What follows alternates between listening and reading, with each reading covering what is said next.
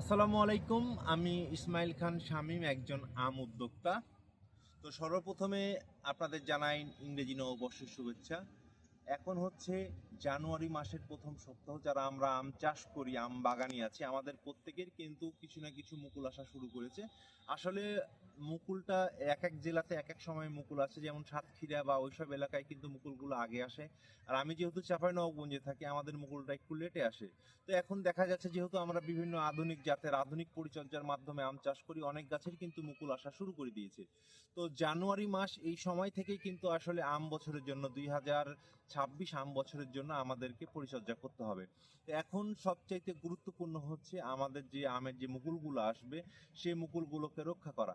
এখন হচ্ছে তিনটা প্রবলেম। একটা হচ্ছে পোকার আক্রমণ, মাকড়ের আক্রমণ এবং কুয়াশার আক্রমণ। তো তিনটা থেকে আমাদেরকে মুকুলগুলোকে রক্ষা করতে হবে। এবং যে ফেব্রুয়ারির প্রথম সপ্তাহে যে আমরা ধরি যে মুকুল আমাদের আসা শুরু করে, তো আসলে মুকুল কিন্তু এক এক জেলায় বাংলাদেশে এক এক সময় আসে। বিশেষ করে যেমন সাতক্ষীরা এলাকায় মুকুল কিন্তু অনেকগুলা আগে চলে আসে চাঁপাইনবাবগঞ্জ, রাজশাহী অঞ্চলের চাইতে।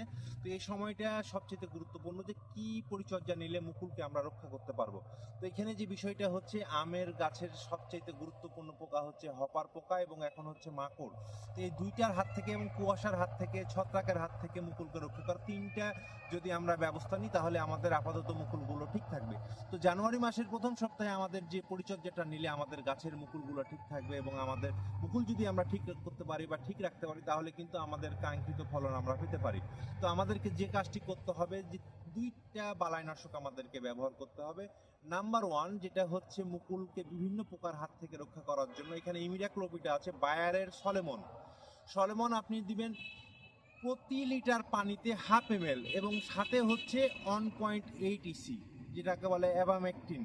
তো এই যে দুইটা আপনি দিবেন, বায়ারের হচ্ছে সলেমন প্রতি লিটার পানিতে 1/2 ml এবং 1.8 EC, এটা দিবেন হচ্ছে 1/2 ml। এবং সবচেয়ে ভালো রেজাল্ট পাবেন সেটা হচ্ছে পদ্মা ওয়েল কোম্পানির সাইটা বলে একটা প্রোডাক্ট আছে, এটা দিবেন 1/2 ml, এবং বায়ারের সলেমন দিবেন 1/2 ml। তাহলে আপনার কি পোকার ডোজ কমপ্লিট। এখন হচ্ছে ছত্রাক। ছত্রাক আপনি কি দিবেন? ছত্রাক যদি আপনারা সালফার হিসাবে, ছত্রাকনাশক হিসাবে সালফারও ব্যবহার করতে পারেন, এবং সালফার যদি আপনি না ব্যবহার করেন তাহলে হচ্ছে কি ম্যানকোজেব এবং কার্বান্ডিজম জাতীয় যে গ্রুপের যে ছত্রাকনাশক আছে, এগুলো আপাতত প্রতি লিটার পানিতে 1 গ্রাম দিলেই আপাতত কাজ চলবে। তো আপনারা যারা বাগানি আছেন, তারা এই যে বালাইনাশকটা আপনার সলেমন, বায়ারের এবং পদ্মা ওয়েলের সাইটা 1.8 EC, এবং একটা হচ্ছে কার্বান্ডিজম এবং ম্যানকোজেব জাতীয় যে ছত্রাকনাশক আছে, এই তিনটা যদি আপনারা বাগানে ভালোভাবে স্প্রে করেন, দেখবেন ভালো রেজাল্ট পাবেন। এবং সর্বোপরি যে বিষয়টা আপনাদের গুরুত্ব দিতে হবে, যে এখন মুকুলগুলোকে নিবিড় পর্যবেক্ষণে রাখতে হবে। এবং আপনারা দেখবেন এলাকা ভিত্তিক বা এক এক জেলায় এক এক রকম কিন্তু পোকার আবির্ভাব হয়। তো এই যে আমি তিনটা বালাইনাশকের কথা বললাম, এই তিনটা যদি আপনারা ব্যবহার করেন তাহলে ইনশাল্লাহ আপাতত আপনারা ভালো রেজাল্ট পাবেন। তো দর্শক, আজকে এই পর্যন্ত। আবার আপনাদের বিভিন্ন বিষয় নিয়ে কথা বলবো। সবাই ভালো থাকবেন। আসসালামু আলাইকুম।